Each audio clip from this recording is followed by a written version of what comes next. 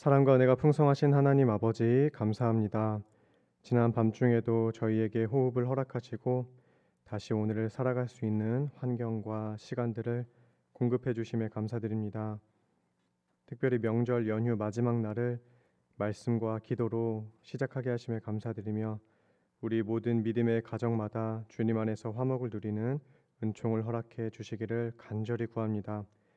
말씀으로 주님을 닮아가는 믿음의 기업을 이어가는 우리 모든 청년 가족들 될 수 있도록 주님 항상 도와주시옵소서. 이 시간 성령의 감동으로 갈급한 우리 영혼의 심령을 채워주시고 주님의 말씀 청종하는 모든 믿음의 권속들에게 깨달음을 더하여 주시옵소서. 그리하여 주님의 나라와 의를 구하며 나아가는 참된 주님의 백성들 되길 소원합니다.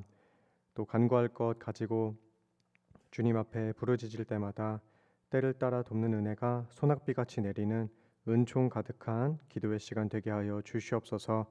감사드리며 사랑이 많으신 구주 예수님의 이름으로 기도드리옵나이다. 아멘. 함께 찬송가 301장 같이 찬양하시겠습니다.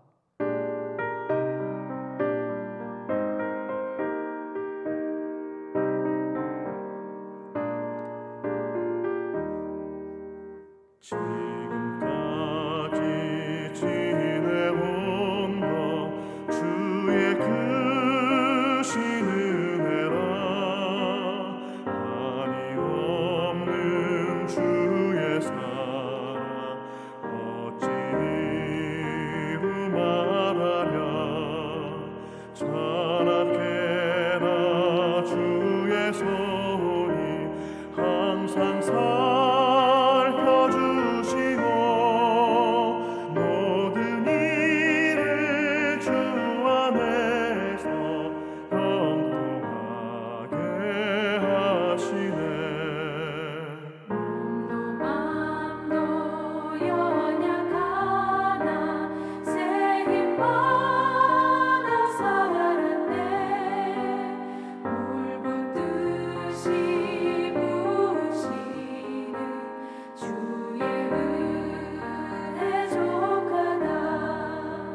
사랑 없는 거리에 나 험한 산길을 뵐때 주의 손을 굳게 잡고 찬송하며 가리라.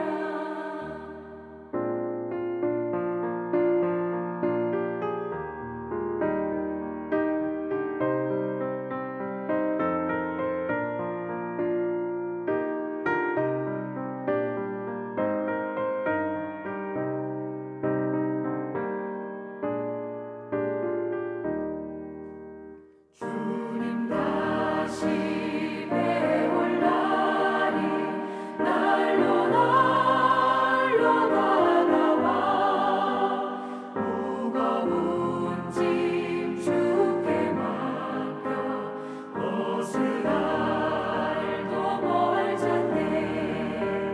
나를 위해 예비하신 고향 집에 돌아가 아버지의 품 안에서 영원토록 살리라.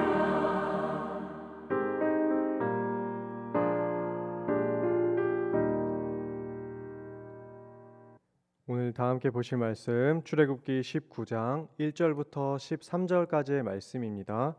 출애굽기 19장 1절부터 13절까지의 말씀 제가 읽어드리겠습니다. 이스라엘 자손이 애굽 땅을 떠난 지 3개월이 되던 날 그들이 시내 광야에 이르니라. 그들이 르비딤을 떠나 시내 광야에 이르러 그 광야에 장막을 치되 이스라엘이 거기 산 앞에 장막을 치니라. 모세가 하나님 앞에 올라가니 여호와께서 산에서 그를 불러 말씀하시되 너는 이같이 야곱의 집에 말하고 이스라엘 자손들에게 말하라. 내가 애굽 사람에게 어떻게 행하였음과 내가 어떻게 독수리 날개로 너희를 업어 내게로 인도하였음을 너희가 보았느니라. 세계가 다 내게 속하였나니 너희가 내 말을 잘 듣고 내 언약을 지키면 너희는 모든 민족 중에서 내 소유가 되겠고 너희가 내게 대하여 제사장 나라가 되며 거룩한 백성이 되리라. 너는 이 말을 이스라엘 자손에게 전할지니라.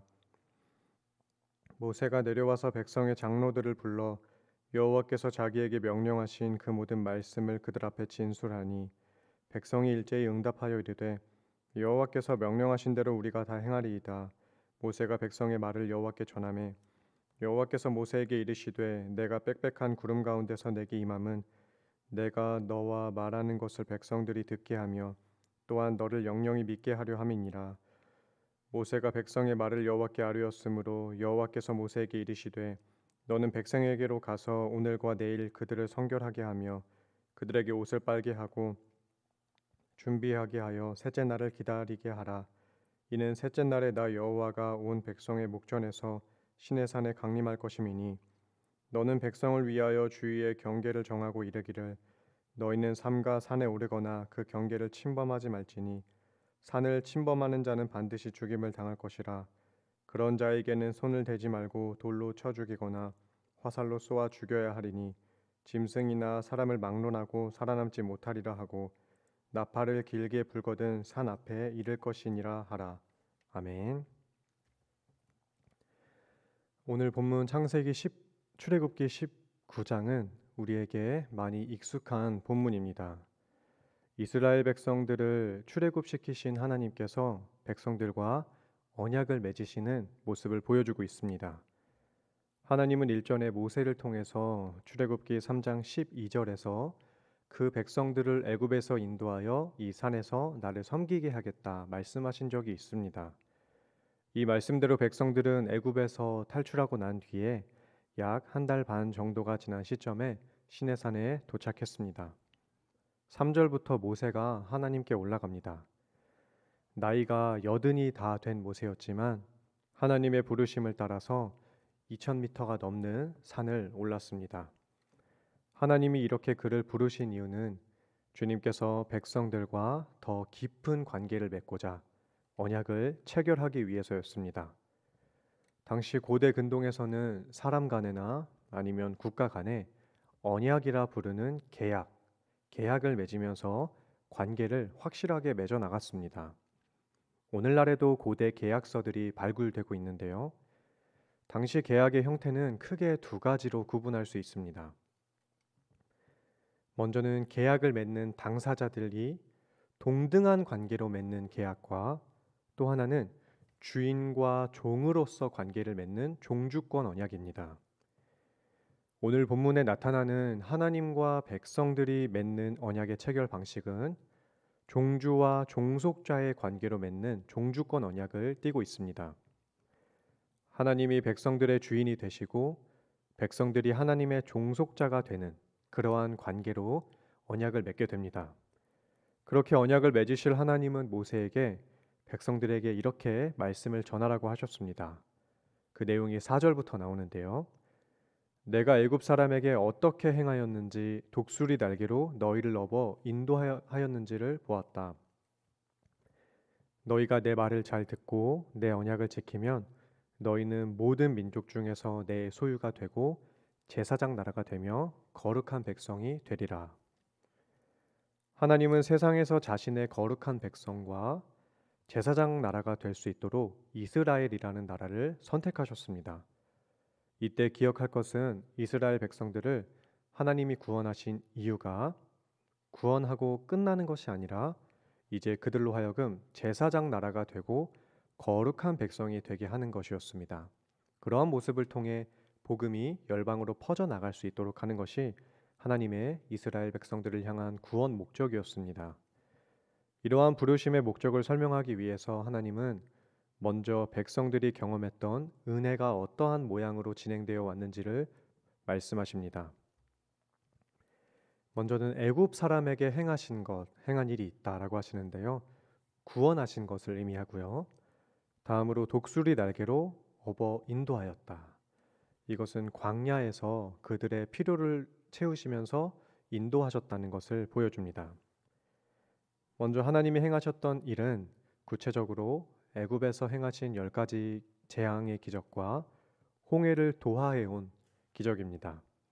그러한 모습들을 통해 백성을 이집트에서 구출하신 하나님은 광야로 나와서도 반석에 물을 내어 주시고 쓴 물을 단물로 바꾸어 주시고 만나를 내려 주시면서 기적적으로 그들을 도와주시고 지키면서 보호하셨습니다. 뿐만 아니라 불구름 기둥으로 인도하시면서 그들과 늘 동행하셨습니다. 이것을 독수리가 새끼를 보살피는 것으로 오늘 본문은 비유하고 있습니다. 기적적인 보호와 인도하심으로 주님은 동행하셨는데요. 보통 광야의 여정을 가리켜서 훈련의 과정이다라는 말씀을 아마 많이 들어보셨을 것 같습니다. 그런 면에서 독수리 날개로 업어서 인도하셨다. 이 비유는 참 적절한 것 같습니다.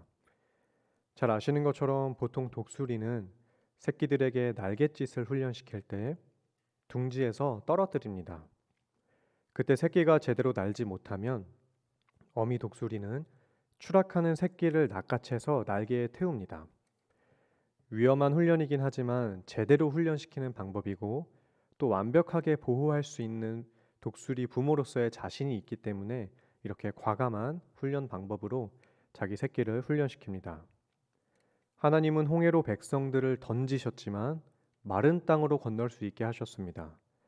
아무것도 먹을 것이 없는 곳으로 이스라엘을 내던지셨지만 마실 것과 먹을 것을 모자르지 않게 공급하셨습니다. 이런 과정들을 통해서 그들은 신앙의 훈련을 받음과 동시에 하나님의 보호와 동행 속에서 살아간다는 것을 몸소 체험하면서 살아가게 되었습니다. 오늘 저와 여러분은 어떻습니까? 하나님은 막다른 길로 우리를 내모실 때가 참 많습니다. 그러나 나아갈 길도 내어주시고 길 없는 곳에 길을 내주십니다. 그럴 때마다 우리는 주님을 더욱 의지하게 되고 하나님이 나와 동행한다는 사실을 느끼면서 신앙이 성장해 나갑니다. 앞으로도 우리 신앙의 여정에서 어려운 상황을 경험하게 되는 때가 많이 있겠지만 그럴 때마다 하나님의 도우심과 동행을 맛보는 복된 과정이라는 사실을 잊지 마시기를 부탁드립니다. 오늘 본문 5절에서 하나님은 백성들에게 너희가 내 말을 잘 듣고 내 언약을 지키면 하나님의 소유가 된다고 말씀하고 계십니다. 여기 소유는 히브리 원문으로 세굴라라는 단어인데요. 보물을 뜻합니다.